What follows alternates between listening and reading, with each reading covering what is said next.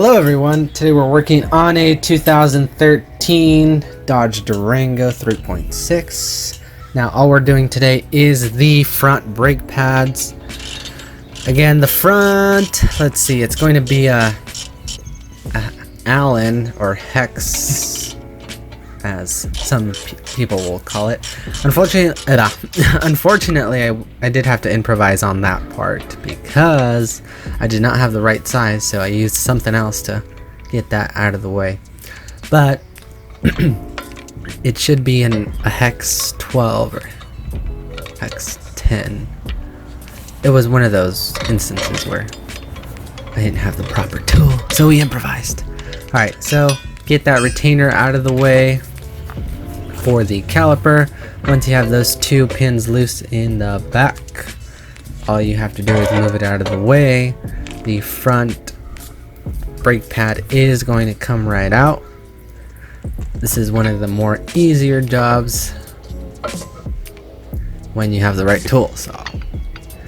Alright, so once again, if you don't have this tool, you can rent it from AutoZone.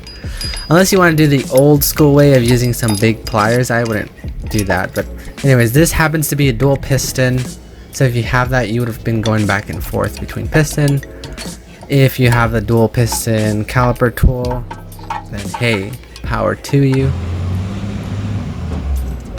Once those are compressed, we get the new brake pad in.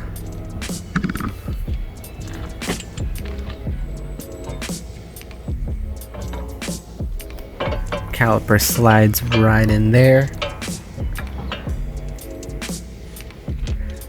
and then we put the pins in their threaded holes. As always, please make sure not to install these incorrectly or you will regret it. I do know this by experience. So easy peasy. Sorry I didn't give exact info on the size of that, but it is a hex or Allen. Again, with this one, we want to press forward and in.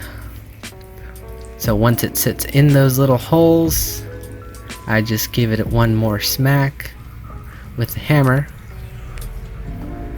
And so these pins are the ones I was talking about. If we can get some proper lighting over here. Nope. Come on. There we go. So these guys. Just make sure to keep attention to those, as they can be troublesome. Thanks for watching.